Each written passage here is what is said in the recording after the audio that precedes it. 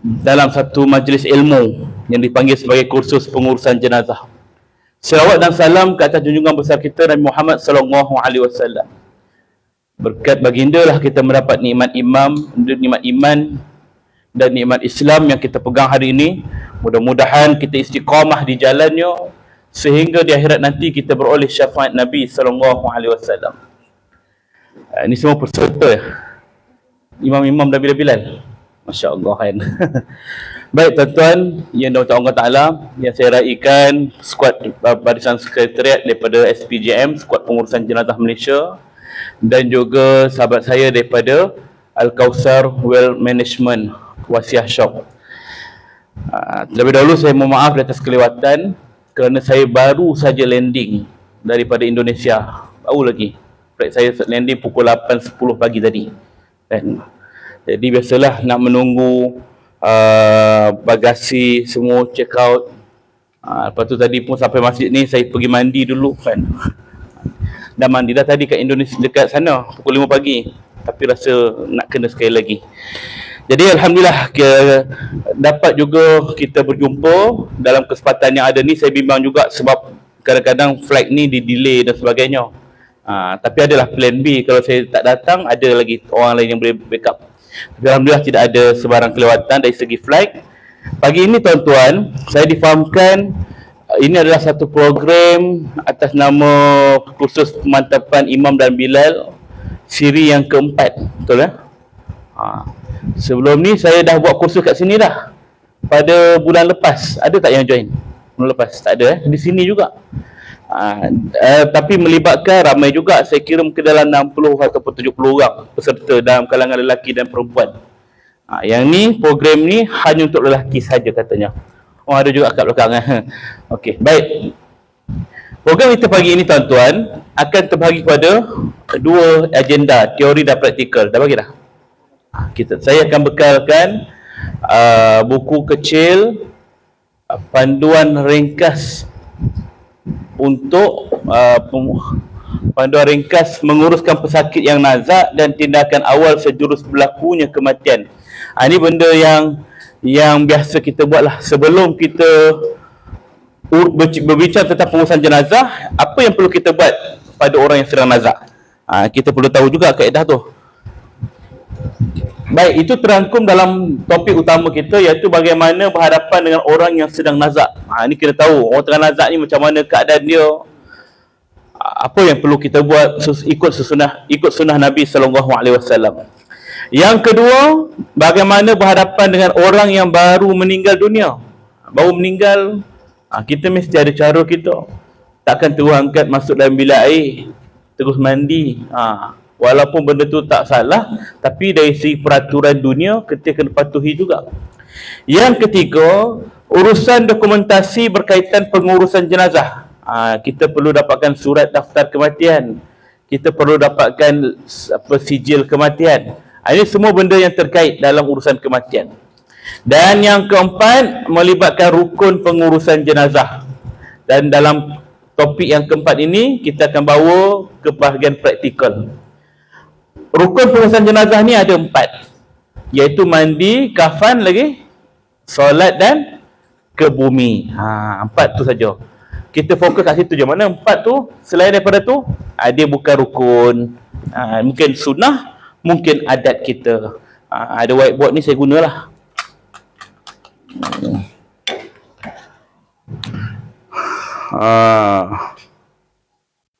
Four of pillar kan, rukun jenazah. Rukun jenazah dia ada, alamak bateri habis.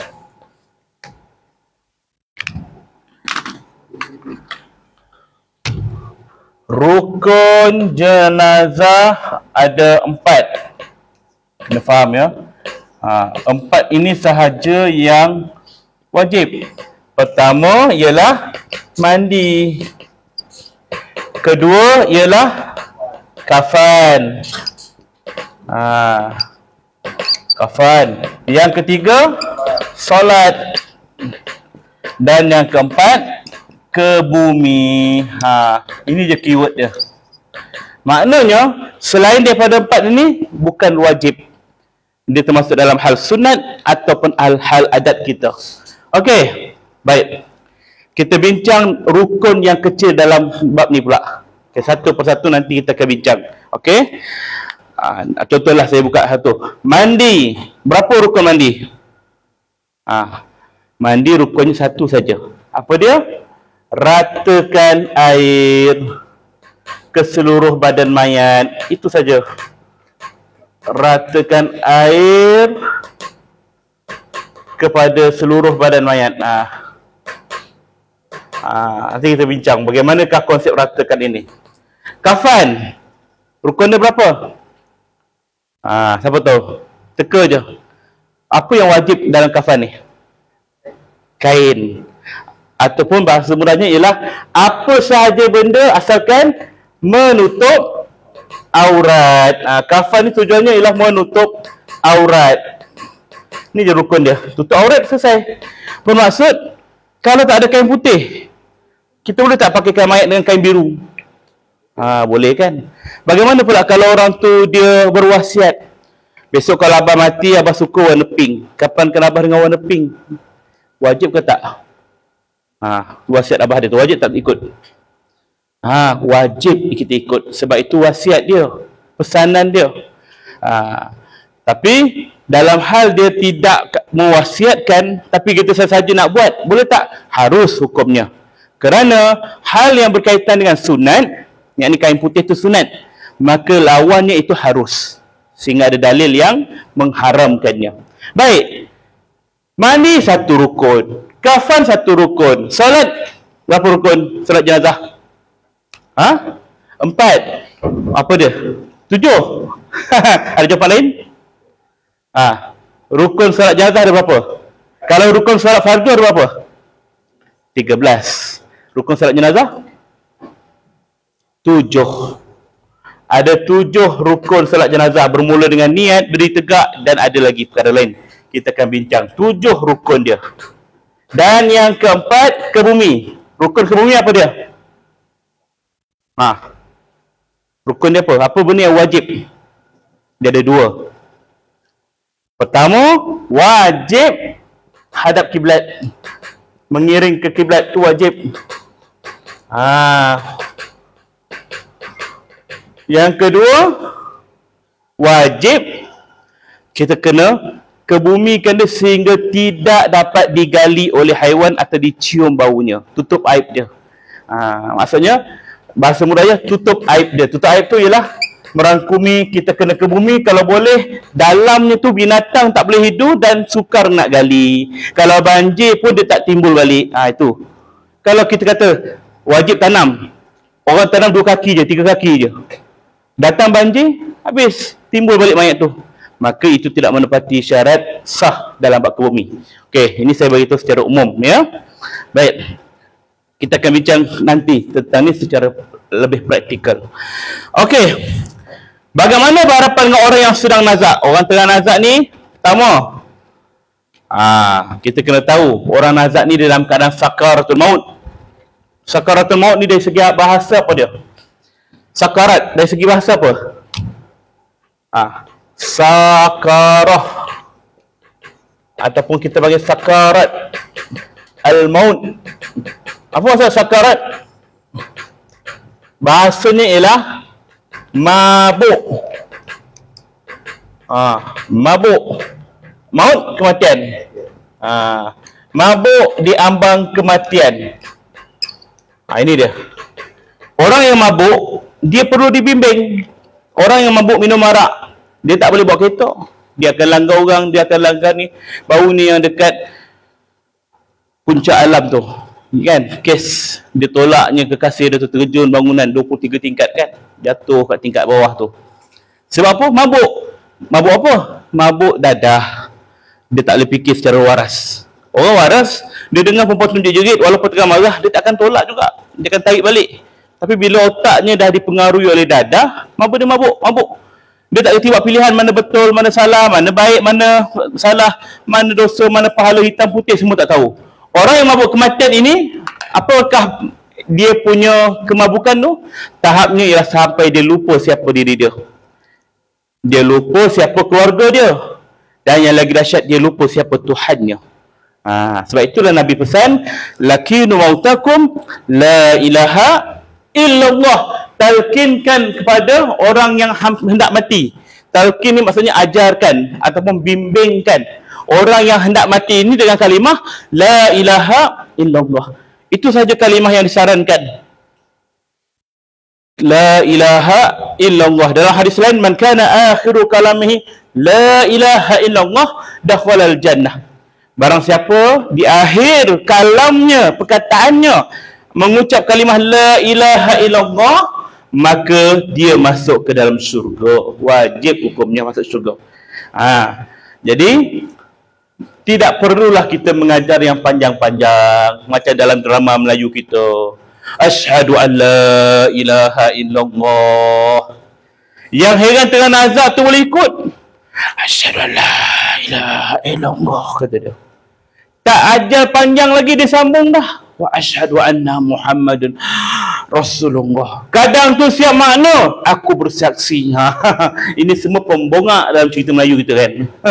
Jadi tidak ada orang yang boleh mengucap panjang kerana tempoh sakaratul maut ini tempoh tertenat. Nafas dia bernafas seumpama melalui lubang jarum yang sempit. Nabi ajarkan ungkapan yang ringkas saja. La ilaha illallah. Bisik pada dia sampai dia boleh ucap kalimah tu. Dengan kaedah jangan memaksa. La ilaha illallah. Begitu. Jangan terlalu panjang, jangan terlalu pendek. Panjang sangat pun tak boleh, pendek sangat. La ilaha illallah. Semput dia. Jangan mudah dari sangat. Jangan laju sangat. Berzikir fa'lam annahu la ilaha illallah. Tak boleh. Ya. Ajar dia, jangan paksa. La ilaha illallah. Perlahan, bagi dia tenang. Yang lain menangis ke apa tu, tolong jauh. Sebab tak nak ganggu konsentrasi dia. La ilaha illallah. Bagi dia masuk. Dia mengucap sekali, cukup. Dengar daripada telinga kita, la ilaha illallah. Cukup. Tak payah kita paksa dia lagi. Alhamdulillah bang, teruskan bang. Nak tasbih ni teruskan. Kita paksa dia pula kan. Dapat sekali pun cukup. Sebab kata Nabi, man kana akhiru, perkataan yang terakhir, kalamihi. Dia berucap tu cukup dah. Dengan syarat, tak ada ucapan lain setelah itu. Janganlah lepas kita dah susah payah nak suruh dia sebut la ilaha illallah, kita pun kata pada dia, nak air ke bang? Nak, kata dia kan. Bila dia ada perkataan lain, maka kena pastikan dia ucap semula kalimah ni. Mesti perkataan terakhir. Jangan tanya, melainkan dia sendiri yang minta. Dan sebenarnya tak payah tanya pun, kita sendiri bagi pada dia. Begitu kaedah dia. Alright. Yang kedua, bacakan mana-mana surah di surah Al-Quran di sisi sakit. Surah apa? Apa-apa saja yang surah kita tahu. Kerana Al-Quran Asy-Syifa. Quran itu penyembuh, penawar. Baca. Saya tak reti lah baca Yasin. Buku Yasin pun saya tak pandai baca. Kulung Gawat tahu? Tahu. Baca Kulung Gawat. Kulung A'udzu Birabbil Falaq? Tahu. Kulung A'udzu Birabbin Nas? Tahu. Baca. Kalau apa yang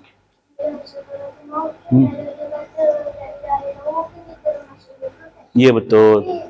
kalau dia tak baca habis, Macam mana tak habis? Contoh? La ilaha mati kan? Baik. Itu bergantung kepada Allah. Kita sebut tadi adalah sunnah orang hidup kepada orang yang hampir mati. Kita ajar pada dia, kita dapat pahala. Tapi yang mengizinkan, membenarkan kalimah itu keluar daripada mulut dia ataupun benda itu diyakin di hati adalah Allah. Yusabbitullahu allazina amanu biqaulis sabit.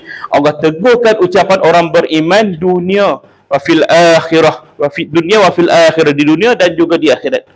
Kalau dia orang baik, maka dia akan dapat sebut kalimah itu. Sekalipun dia mati seorang-seorang kat rumah, tak ada siapa ajar kat dia kan, tiba-tiba mati, tahu-tahu balik rumah dah meninggal. Ya Allah, sebab mengucap ke tak ni? Tapi dia ni orang soleh, Allah akan bimbing dia, dia mesti dapat mengucap. Tapi kalau kita tak dengar daripada mulut dia kalimah la ilaha illallah, dia meninggal dunia, alamak macam mana ni, kenapa tak dengar langsung? Sangka baik pada Allah. La ilaha tu senyap.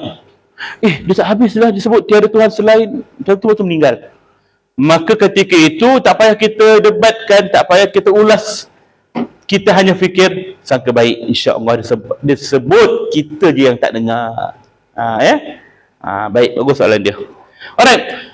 Surah apa pun boleh. Antara yang disarankan adalah surah Yasin, surah Rad, itu antara perkara-perkara yang disarankan oleh ulama kita. Antara surah yang disurahkan ialah Qul a'udzu birabbil falaq dan Qul a'udzu birabbin nas, al-falaq dan an-nas. Seperti mana yang dibacakan oleh Siti Aisyah radhiyallahu anha ketika Rasulullah sallallahu alaihi wasallam diambang sakaratul maut. Isterinya membacakan dua surah itu. Kita baca surah itu pun, itu sunnah yang lebih tepat. Baik, dan yang ketiga, tunaikan apa jua ada pesakit. Ini kita kata, kalau dia tak minta pun kita kena bagi, apatah lagi dia minta, wajib kita bagi. Bagi dai. Nak air, bagi dai. Nak makan burger, bagi burger. Apa saja yang dia minta, selagi kita mampu, kita bagi. Tapi kalau tak mampu, jangan kita marah kat dia. Tadi dah minum dah, nak minum lagi kan. Penat. Jaga orang sakit ni kita kena banyak bersabar. Dia diuji dengan kesakitan, kita diuji dengan kesabaran. Sabar. Kita pun tak tahu ujung nasib kita macam mana. Dia minta air, tadi dah makan lagi. Saka ke apa ni kan? Tadi dah makan nasi biryani, ni minta nasi kandar pula.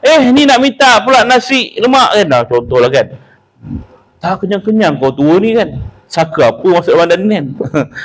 Kita jangan fikir begitu. Bagi je selagi mampu bagi. Sekiranya tak mampu, maka kita jangan marah dia. Kita jangan abaikan dia. Cakap pada dia, minta maaf lama, saya tak dapat nak sediakan, hari ni dah lewat malam. Mana ada kedai jual nasi lemak malam buta ni? Contoh kan. Bagi tahu dia. Jangan kata, "Hei, tadi dah makan nasi kandar, ni nasi lemak pula." Macam orang tua ni. Jangan. Sebab apa? Ketika kita marah pada dia, orang yang tengah sakit ini, dia sensitif. Jadi bila dia kecewa, maka syaitan akan ambil peluang ada tu. Ini dalam hadis sebut. Syaitan akan datang untuk menghasut dia. Syaitan datang dihasut dia. Kata dia, mungkin dalam bentuk arwah ibu dia, arwah ayah dia yang dah lama meninggal, datang kan. Dia tengok ayah dia. Ayah, saya sakit. Dia tak rasa takut ke apa. Tolong ayah selamatkan saya. Ayah daripada syurga ni. Dah sampai masa ayah nak bawa kamu ke syurga. Tapi dengan syarat kau kena ikut ayah. Apa pun boleh, saya sakit sangat ni. Dia orang dah tak peduli saya dah. Bawalah saya ke syurga bersama ayah. Keluar daripada Islam, kata dia. Dia kufurkan kita. Keluar daripada Islam, masuklah agama Yahudi, Nasrani, Majusi, apa saja agama selain Islam. Kerana Islam bukan agama sebenar kita. Itu antara dialognya. Maka orang yang lemah imannya, tidak ada yang memagarnya, tidak ada yang membimbing la ilaha illallah pada dia. Orang yang lemah imannya, tak ada orang yang bacakan Al-Quran padanya, maka dia mudah terpengaruh, terjerumus kepada hasutan syaitan. Sebab tu kita kena pastikan ketika orang tu sakit, pastikan ada ahli keluarga yang bersama dia. Bergili-gili. Korbankan waktu tidur kita sikit je.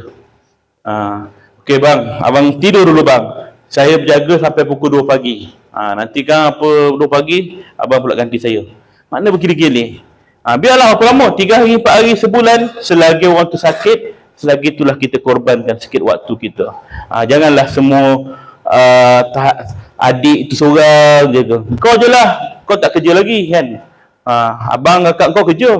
Maka benda ini akan menjadi satu masalah bebanan pada orang tu. Dia pun nak buat hal dia juga. Jadi kita kena bertimbang rasa. Baik, yang keempat, tak ada dalam slide, tak ada dalam nota. Kita kena bimbing orang yang sedang sakit nazak ini husnuzon kepada Allah. Dia tengah sakit, kadang-kadang dia sangka buruk. Aduh, aku dah semayang, puasa, haji, semua aku dah buat. Tapi kenapa lah Allah siksa aku macam ni? Kenapa lah Allah uji aku macam ni? Ketika itu dia bersangka buruk pada Allah. Maka ketika itu kita katakan pada dia, mak, sabar mak. Sakit ni kan penawar dosa. Allah ampunkan dosa mak. Tanda Allah ingat kat mak ni. Mak sabarlah, istighfar banyak-banyak. Begitu kata kat dia. Ataupun dia mengeluh, aduh aku ni dah lah tak semayang pun tak cukup, tak qada lagi yang dulu, puasa pun banyak tak ganti, baik neraka lah tempat aku ni. Dia tengah sakit ni, dia sangka buruk pada Allah. Padahal Allah tak tentukan lagi tempat dia. Waktu tu kita kena bimbing dia, mak istighfar lah mak, insya-Allah Allah hapuskan dosa mak. Istighfar je. Mak tak mampu nak puasa tak apa, mak istighfar je. Mak tak mampu nak qada solat, mak istighfar je. Kenapa? Kita kena bimbing dia bersangka baik kepada Allah, sebab dalam satu hadis qudsi Allah Ta'ala menyebut, Allah berfirman, aku menurut sangkaan hamba-Ku. Jika hamba-Ku bersangka baik kepadaku, maka aku kurniakan kebaikan pada dia. Jika hamba-Ku bersangka buruk padaku, maka biarkan dia dalam kesesatan. Jadi bimbinglah dia dalam keadaan yang baik. Cakap baik-baik je. Ni benda ni ujian untuk kita juga. Baik, selesai perkara yang pertama. Ada soalan? Ya Tuan. Bagus. Bagaimana pula kalau orang tu non-Muslim? Dia ditanya juga soalan ini pada saya ketika saya menyampaikan satu kursus pengurusan jenazah kritikal kepada pihak pegawai bombo di Batangkali. Dia ada satu akademi latihan bombo kat situ. Jadi dia pun tanya, Ustaz, kami ni orang pertama yang datang bila ada kemalangan jalan raya, kita potong besi dan sebagainya. Dan dalam tempoh kami nak menyelamat tu, ada orang yang bukan Islam, misalnya India, dia dalam keadaan nazak, jadi tak ada orang di sisinya. Boleh tak kami ajarkan dia syahadah la ilaha illallah? Jawab saya, itu sunnah. Ajarkan pada dia. Kalau rezeki dia dapat mengucap, besar pahala kita dan kebaikan besar juga pada dia. Ajar dia. Sebab apa? Ini sesuai dengan sunnah Nabi. Ketika pakciknya Abu Talib diambang kematian, padahal Abu Talib ni memang kufur, tapi Nabi tetap tidak berputus asa. Pakcik ucap la ilaha illallah, pakcik masuk Islam, saya jamin tempat pakcik kat syurga. Begitu dia. Makin sunnah kan. Dia sebut ke tidak tu terpulang pada Allah. Tapi dengan syarat, nak mengajar orang bukan Islam itu pastikan tak ada keluarganya di sisinya. Jangan time tu ada keluarga kita pun ajar. Aneh cakap la ilaha illallah, kita yang kena beduk nanti. Belum sempat dia meninggal, kita meninggal dulu kan. Pastikan keadaan tu sesuai, ya. Allah Alam. Ada soalan? Ya Tuan.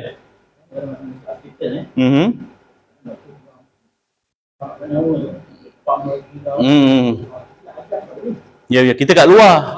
Yes. Kita di ICU, di ICU lah biasanya kan.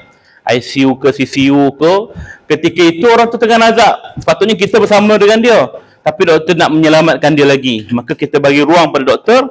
Macam mana kita nak mengajar dia kalimah ni?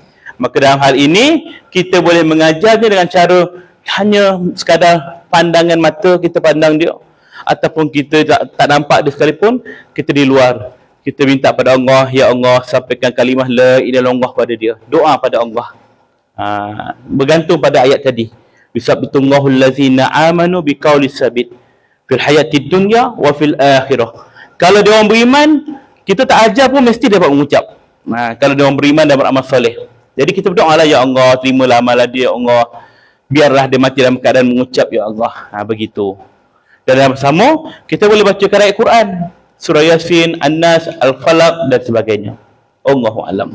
Alright. Ada soalan lain? Baik, bagus. Yang kedua, bagaimana berhadapan dengan orang yang baru meninggal dunia? Okey, orang yang baru mati, kita ucap apa? Alhamdulillah. Inna lillahi wa inna ilaihi raji'un. Ini kalimah istirja. Istirja ni apa? Musibah. Musibah. Apa saja musibah? Wa basyirus sabirin. Beri kabar gembira. Allazina iza sabatkum musibah. Iaitu orang-orang yang ditimpa musibah. Makna musibah ni apa je lah. Sakit tu musibah, kehilangan barang pun musibah, kehilangan pekerjaan pun musibah, kehilangan harta benda ke dan sebagainya, musibah, kematian pun musibah. Qalu, mereka mengucapkan, inna lillahi wa inna ilaihi raji'un. Sesungguhnya kita semua datang daripada Allah, milik Allah, kepada Allah lah kita semua kembali. Ini kalimah dia. Dan inna lillah ini perlu diucap pada semua keadaan, sebab kita orang Islam. Termasuk kalau kematian itu berlaku pada orang yang bukan Islam. Yang bukan Islam. Jiran kita Chong mati. Ada orang update dalam WhatsApp taman. Acung yang tinggal di lorong 13, nombor 15 telah mati pagi tadi di hospital Tuanku Jaafar contohnya. Maka kita nak jawab apa? Kita pun balas RIP. RIP, RIP, semua balas RIP kan. Simple kan. RIP, semua komen RIP. RIP tu apa dik? Rest in peace, RIP. Maksud dia apa Melayu? Berehatlah kau dengan aman, berehatlah kau dengan tenang, bersemadilah dengan tenang kan, begitu kan. Dari sudut agama kita, bolehkah kita doakan pada orang yang dah mati bukan Islam? Tak boleh. Ayo. Perkara ini berlaku pada zaman Nabi juga. Ketika Rasulullah pujuk pakciknya tadi, Abu Talib, pakcik sebut la ilaha illallah. Ketika itu dia hampir-hampir nak mengucap, tapi sayangnya Abu Jahal ada. Abu Jahal pun kata, wahai Abu Talib, jangan kau ucap kataan tu. Kau kena kekal dengan agama kita. Kau kena kekal dengan agama nenek moyang kita. Jadi kerana dipujuk, dirayu, akhirnya Abu Talib kata, ya Rasul, ya Muhammad, aku kekal dengan agama nenek moyang kita. Maka matilah Abu Talib dalam kufur. Lalu Rasulullah sedih, kecewa sebab ini pakcik yang menjaga dia daripada kecil. Bila dia dah besar, dia nak jadi, dia dilantik menjadi Rasulullah, dia pula membela Nabi walaupun bukan Islam, tapi meninggal tanpa bawa kalimah ini, tak beriman. Lalu Nabi pun berkata pada pakciknya, wahai pakcik, aku berjanji kepada Allah supaya Allah ampunkan dosa-dosa pakcik. Aku akan minta Allah ampunkan dosa-dosa pakcik. Pada pakciknya bukan Islam. Nabi nak berdoa untuk pakciknya. Lalu turunlah teguran Allah dalam surah Taubah ayat 113. Nanti cek Taubah 113.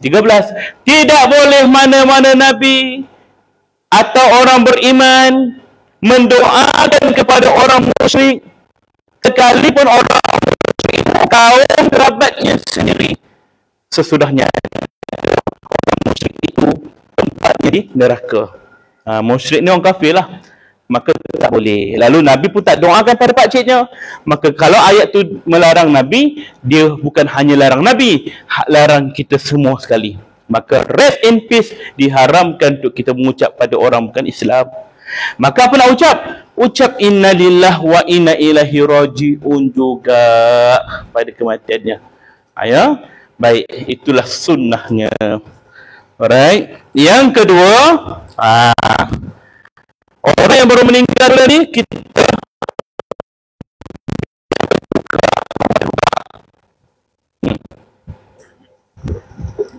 sebab itu adalah fitrah.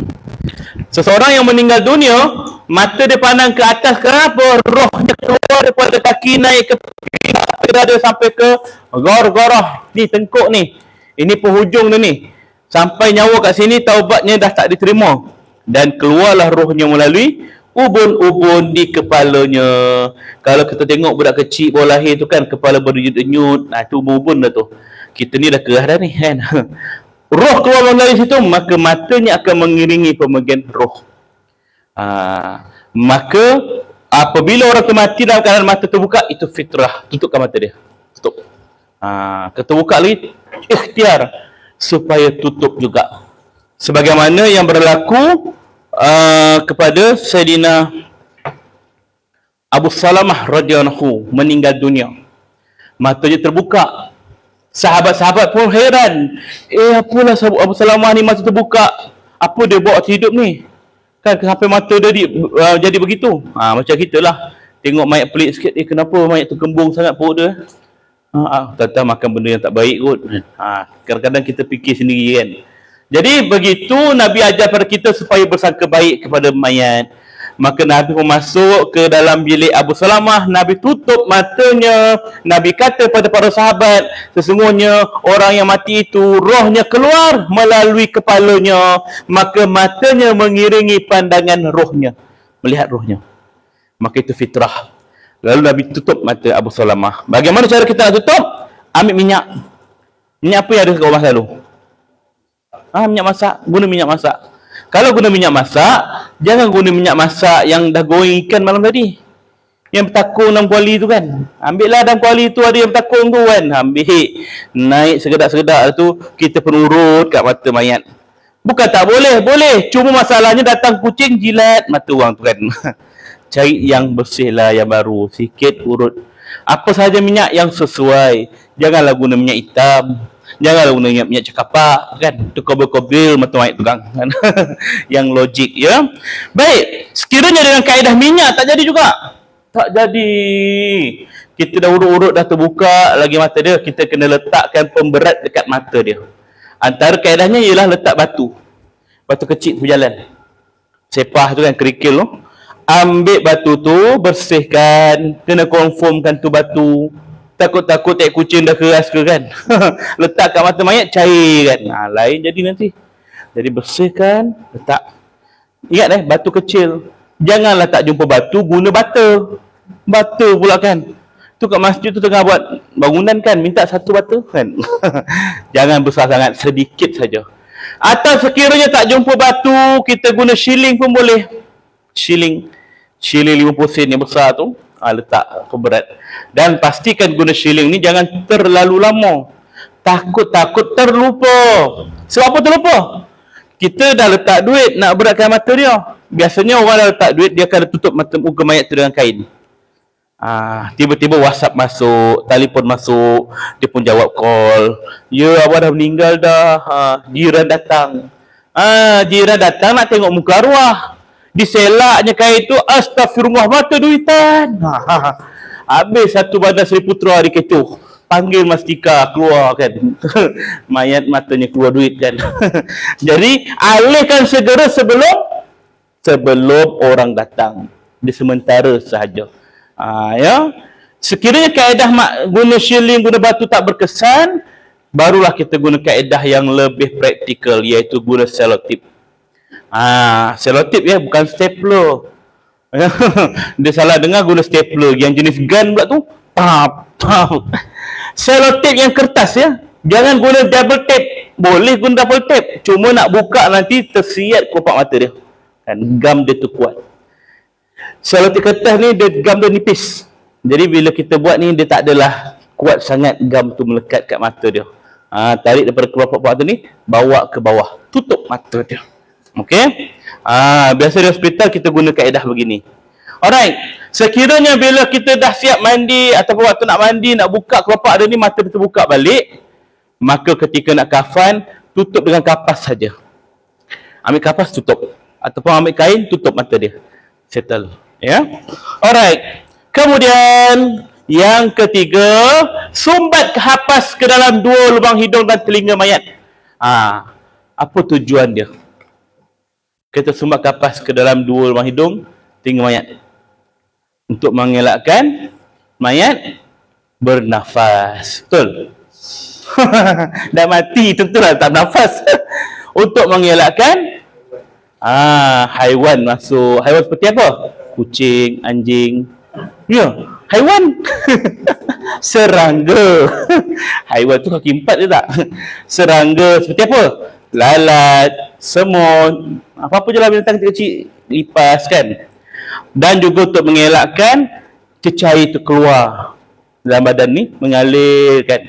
Maka kita tutup dengan jumlah sekadar yang sesuai, sekadar yang boleh. Kena mention tu, sekadar yang boleh. Sebab apa? Banyak orang yang saya perhatikan, dia letak kapas kat hidung mayat bukan sekadar yang boleh, selagi boleh. Sumbat lagi, boleh lagi ni, boleh lagi ni, boleh lagi ni. Kembang hidung mayat tu. Kita pun heran, selalu tengok muka hidung dia mancung je. Apa pula kembang sangat hidung mayat ni kan. Bila tarik keluar kapas tu, la ilaha illallah, sampai tekak dia sumbat kapas. Jangan zalim kat mayat ya. Baik. Kemudian yang keempat, keluarkan gigi palsu dan tutup mulut mayat. Gigi palsu tu keluarkan. Kalau orang jenis gigi palsu dia memang keluar masuk. Malam-malam nak tidur, nenek kita, atuk kita, dia cabut gigi dia tu, letak dalam cawan yang ada air tu, kelekung kan. Besok pagi bangun subuh, ambil balik pakai. Cucu masuk bilik, tok ni air apa? Minum. Cerah masa depan cucu dia tu kan. Gigi yang keluar masuk tu kita kena keluarkan segera ketika dia baru meninggal dunia ataupun sebelum dia meninggal dunia waktu dia tengah nazak. Sebab bimbang dia akan tertelan, tercekik. Jadi sukar untuk kita keluarkan dia. Jadi keluarkan segera. Kecuali gigi palsu yang ditanam kat gusi tu. Tanam gusi kan gigi palsu tu. Jangan pandai-pandai pula minta pelayar. Kenapa? Ini gigi palsu ni, tak boleh. Dapat pula gigi emas 916. Sayang ni nak tanam sekali ni. Time tu nak guna pelayar, ada kepit kat kotak, cabut. Tengok balik, ya Allah, gigi betul, tersilap. Masalah pula kan. Kalau gigi tu tak boleh dicabut secara normal, biarkan. Tak payah kita gagah-gagah nak cabut. Termasuk yang pakai gigi besi, apa tu? Braces, pagar tu kan. Dia pakai 2-3 tahun, 4 tahun. Gigi dah elok dah, tiba-tiba dah meninggal. Tak sempat nak tanggal. Jadi kita kata, ini tak boleh ni, besi ni. Kena cabut ni. Minta screwdriver. Screwdriver pula kita ambil, cungkil kan. Berdarah-darah, mulut mayat tu dawai tu kita korek. Jangan seksa mayat. Biarkan saja. Pendek kata, apa saja yang ada pada badan mayat yang melekat, termasuklah tatu. Dia tatu kan. Kita budaya kita, Islam Melayu kita kat Malaysia ni tak pakai tatu. Tapi kalau tuan-tuan pergi Indonesia, saya baru balik kan, saya perhatikan Islam, tatu tangan dia. Masya Allah, terima kasih, Masya Allah, Bismillah, Subhanallah kan. Pak Islam ya, Islam. Kenapa pakai tatu? Ini budaya saya, kata dia. Budaya dia kan. Jadi kita kalau ikutkan budaya ke tidak, kita tak salah kan. Jadi kalau dia meninggal dunia, ada pula tatu kat badan dia. Macam mana kita nak buat?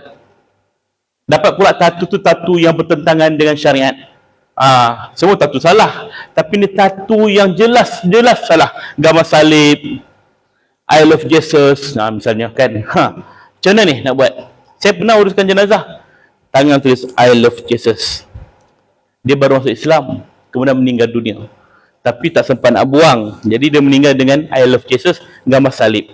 Macam mana kita nak buat? Nak biarkan ke ataupun kena hilangkan? Ambil pisau sagat, siat kulit dia tu. Boleh ke?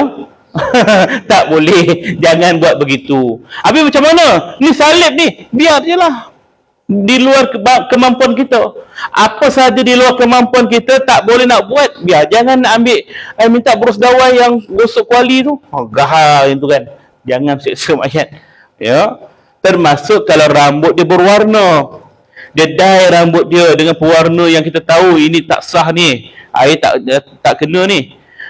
Warna merah, warna kuning, warna hijau, dah serupa traffic light dah kepala dia tu kan. Habis macam mana ni? Kita kan ada mesin potong rumput, potong rambut tu kan. Rumput pula kan. Botak kan kepala dia. Boleh ke? Boleh ke kita cukur, kita potong rambut? Tak boleh. Dia tak boleh. Walaupun sehelai, panjang pula bulu ketiak ni kan. Cabutlah, bulu hidung dia terkeluar kan. Kita pun kata nak tetap cabut. Jangan, tak boleh. Jangan. Ya, dilarang. Kuku dia panjang, kita nak potong pun tak boleh. Pendek kata, apa sahaja pada keadaan mayat begitu, begitulah kita serahkan pada Allah. Jangan kita seksa dia. Termasuk kalau dia pakai Q-tag. Orang perempuan kadang-kadang pakai Q-tag pewarna kuku tu kan. Jangan pandai-pandai kita nak ambil pisau, kita kasar-kasarkan dia, atau kita patahkan kuku dia ke. Tak boleh. Ya. Habis macam mana nak buat? Lalukan air, ratakan air kepada mayat ini. Rukun pertama kita sebut ialah di kawasan yang boleh kita capai. Kawasan mana kita boleh capai? Ni, badan kita boleh pakai ni, di zahir, yang zahir. Rambut berwarna, tak apalah, tak boleh capai nak macam mana? Kita dah guna shampoo, tak hilang. Dah guna sabun, tak hilang. Dah guna klorok, tak hilang. Dah guna thinner, tak hilang kan. Macam, tak payah sampai ke tahap begitu. Guna sabun, shampoo pun dah cukup dah. Tak hilang, biarkan. Alright? Ratakan air kepada mayat ini termasuk dalam bab kalau badan dia ni besar. Ya? Poho dia saja 18 lipat. Poho 18 lipat. Kita pula nak sampai setiap lipatan tu nak kena air. Lipatan pertama, lagi sampai ke dasar. Arwah tu hidup tak pernah sampai situ pun. kita dah sampai dah kan. Nak katakan bahawa kita nak punya teliti kan. Maka dalam hal ini tak perlu sampai begitu. Sekadar yang boleh. Ya. Pusat tak payahlah kita cungkil pusat dia. Lalu air je lah. Ni kuih pusat dia tu, ya Allah kan. Macam nak kuih timah kan. Jangan. Termasuk nak buang najis mayat.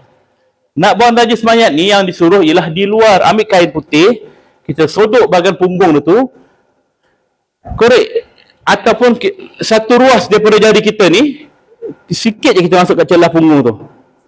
Ada tak kat najis kat kain putih tu? Tak ada. Tak ada, selesai. Tak payah kita beria sangat tekan perut mayat tu. Ni tekan perut mayat macam kita buat doh roti canai. Macam ni tekan ni siap dah lipat lagi tu. Maaf kan. Dia tekan dia tu ya Allah macam nak uli tepung. Siapa suruh tekan perut begitu? Nak tekan perut tak ada masalah, tapi bukannya keseluruhan perut. Tekan perut kat mana? Belah kiri. Ni kiri ni kawasan najis kita. Lubang najis kita ni depan kiri ni.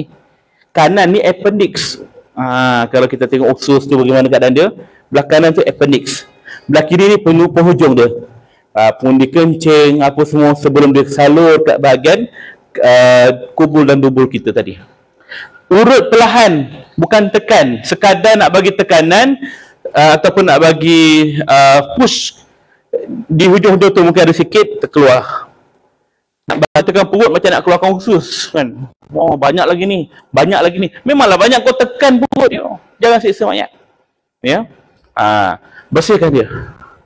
Itu kaedah yang sepatutnya berlaku dalam bab mandi mayat tadi. Okey, balik pada tadi. Soalan.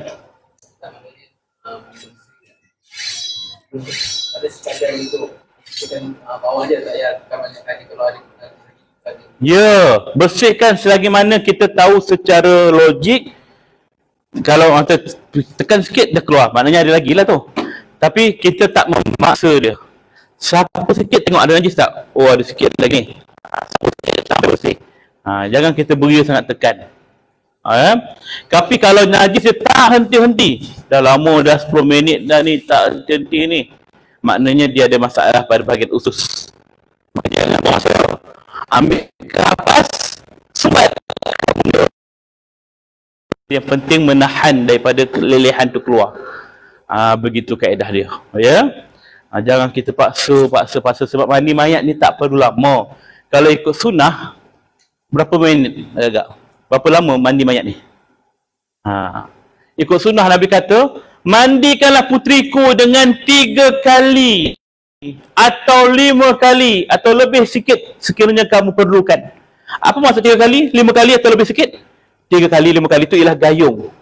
3 kali cebok. 1, 2, 3. Lepas tu ratakan air. Siap. Itu cara mandi sunnah.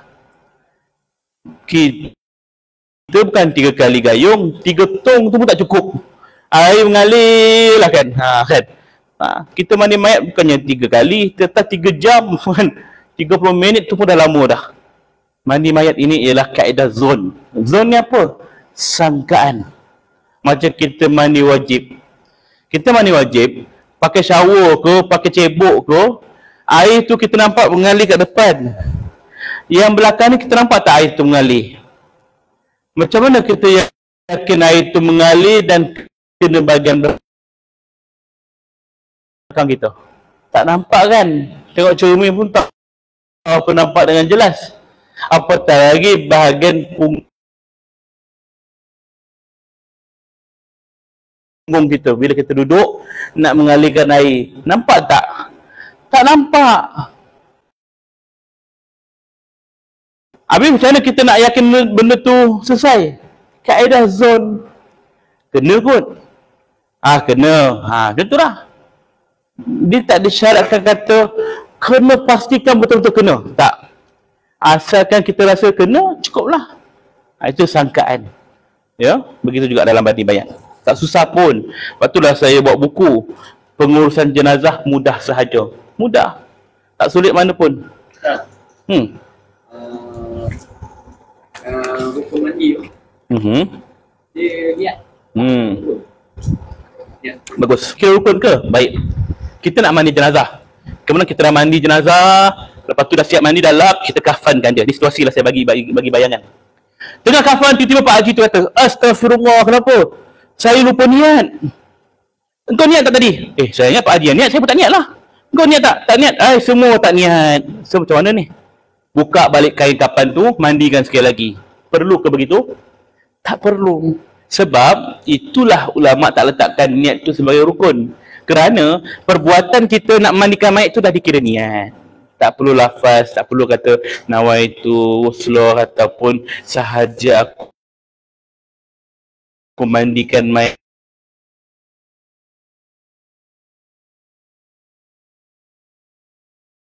ini kena kata. Tak perlu lafaz tu pun tak apa. Perbuatan tu dah dikira niat. Inna ma'amalu binat, setiap benda bergantung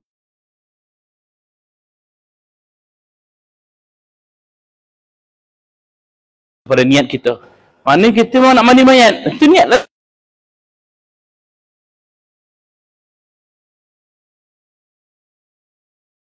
Tu. Jadi selesai. Ya, Allahu a'lam.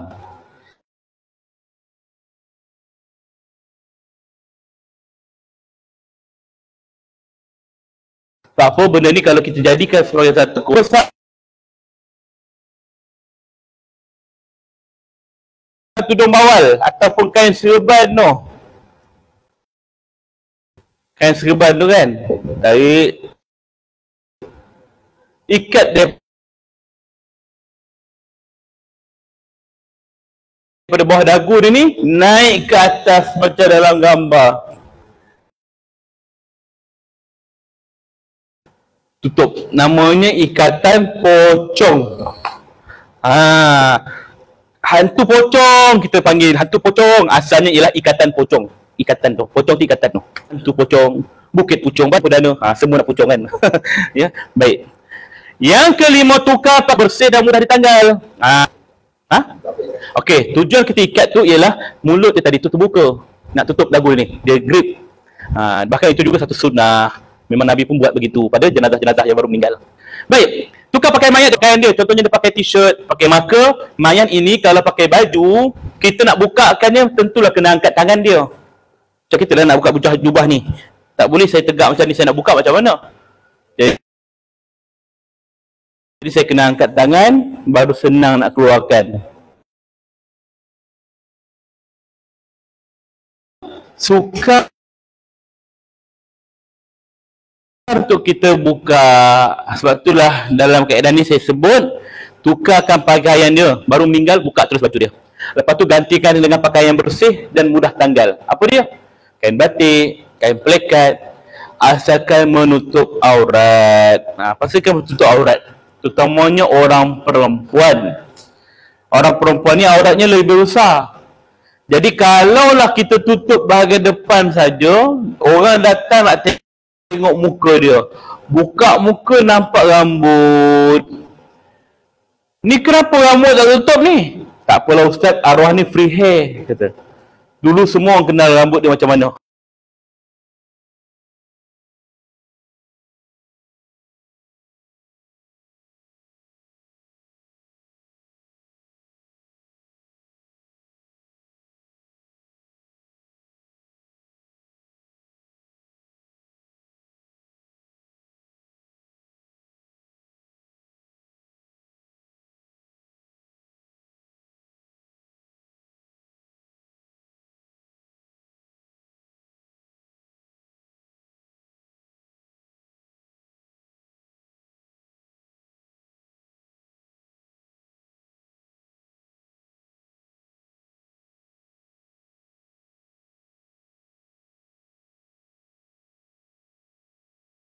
Ni badan dia, kita tangan dia begini.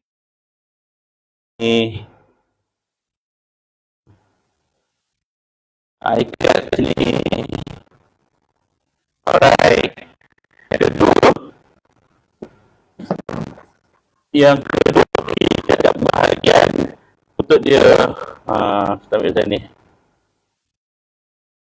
Bukanlah macam tertumis semua dia.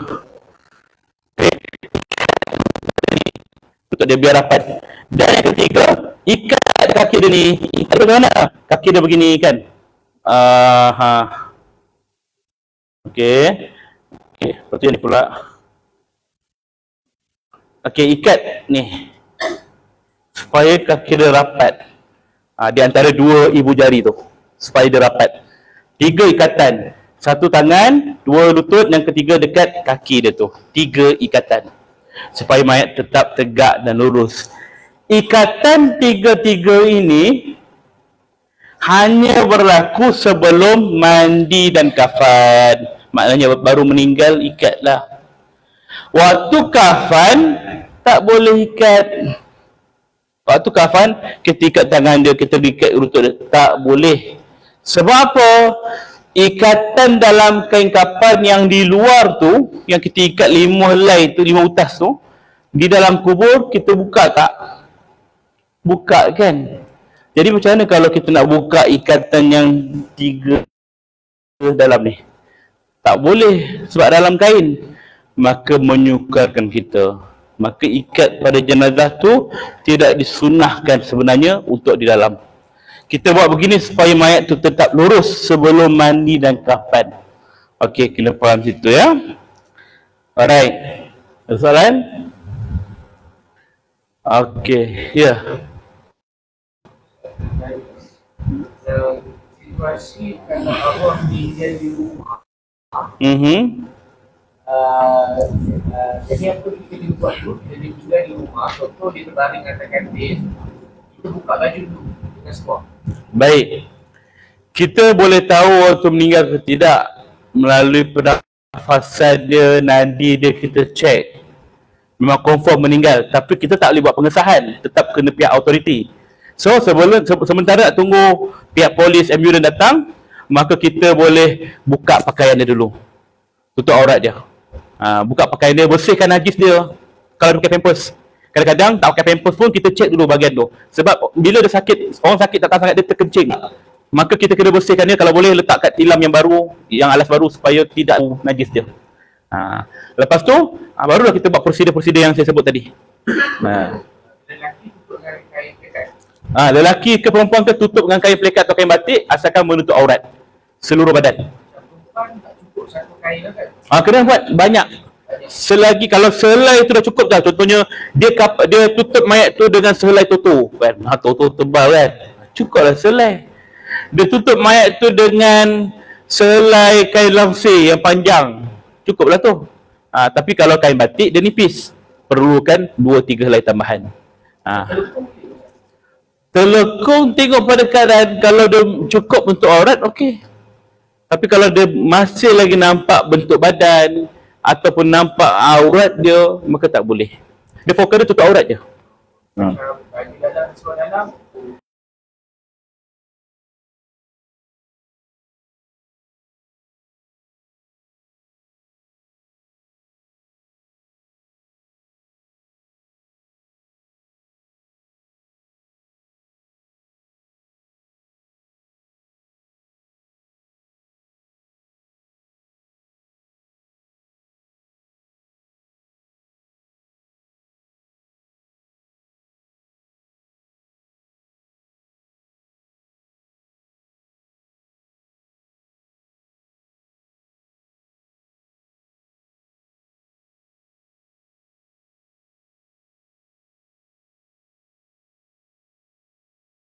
Atas perut mayat.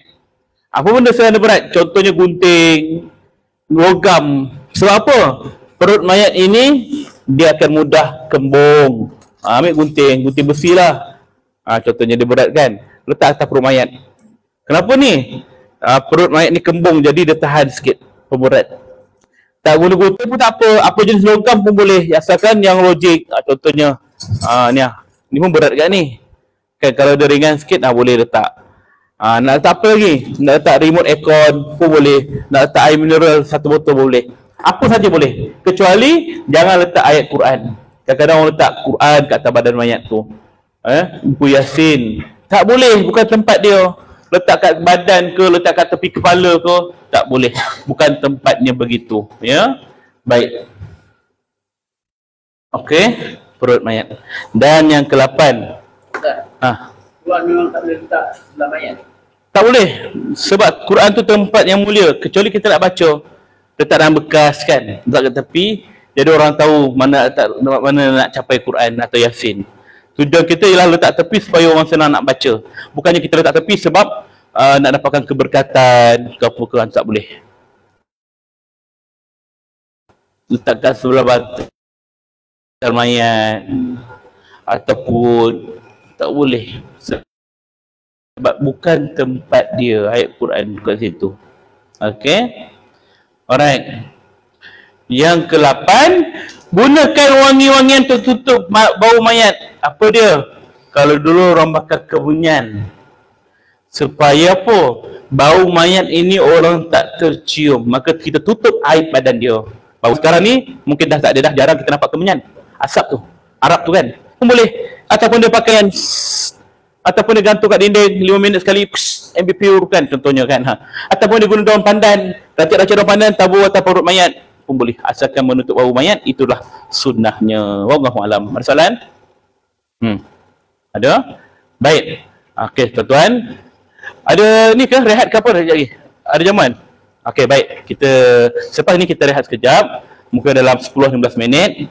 Ya. Dan kalau dapat hadir awal balik sebab saya ada selingan dalam program kursus pengurusan jenazah ni. Bukan hanya kursus pengurusan jenazah yang kita nak ketengahkan. Tetapi kami SPDM, Skuad Pengurusan Jenazah Malaysia, kita sebagai satu one stop center, benda yang menyusun daripada awal-awal orang nak meninggal, sebelum meninggal, iaitu kita menyediakan pakej khairat kematian, kita galak korang join khairat kematian masjid dan sebagainya, sehinggalah pasca kematian. Lepas meninggal, apa masalah selalu berlaku keluarga? Harta, pusaka, faraid, hibah dan sebagainya. Maka benda ini jarang dibincangkan secara khusus. Kita banyak dengar saja. Ataupun kita banyak tahu bila berlaku. Tahu tak kita harta faraid tu ataupun harta pusaka orang yang tak dituntut ni kat Malaysia berapa banyak? Mencecah lebih 80 bilion. Malaysia tu. Dalam Malaysia orang Islam. Jadi benda ni kita perlu sedikit kupasan supaya kesedaran. Itulah akan bersama dengan sahabat saya yang lebih pakar dalam bidang ni. Dia akan cerita tentang urusan harta pusaka. Nanti insyaAllah lepas kita rehat sebentar lagi. Jadi kat mana Pak Ustaz? Kat luar? Tepi tu ya? Bolehlah kita berehat. Ya tuan? Sama dengan buku ni. Dia sama pada 3 poin yang pertama tadi. Bagaimana barang orang baru meninggal, bagaimana orang nazak dan juga dokumentasi. Ni bab pertama, kedua, tiga lah. Simple je tu. Kalau nak yang full, mana?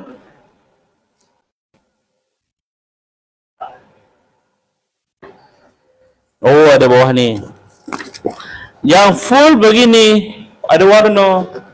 Pengurusan jenazah mudah saja. Yang ini lengkap dengan urusan jenazah berisiko tinggi, mayat reput, mayat terbakar, mayat HIV, COVID. Ini semua ada gambar yang saya sendiri susun dan ambil gambar ni. Dah siap dengan bacaan solat, bagaimana hukum solat jenazah gaib dan juga bacaan talqin, semua ada. Ini kena belilah. Boleh dapatkan pada sahabat saya kat luar. Harganya 35. Tapi di dalam kursus harganya 50 satu, dua. Kalau nak beli dua, makna harganya 30 lah. Satu lagi buku ni apa? 40 kisah orang mati. Kalau tonton peminat cerita Mastika, dulu selalu langgan buku Mastika, maka janganlah fikir ni macam buku Mastika. Dia tak ada cerita mayat terjelim, mayat mata terbuka, tak ada. Ini cerita mayat-mayat yang baik-baik je. Dia pengajaran kita dalam kehidupan masyarakat. Jadi bolehlah dapatkan dia hadapan ni ataupun di luar nanti. Jumpa dengan Cik Safan ya. InsyaAllah. Assalamualaikum warahmatullahi wabarakatuh.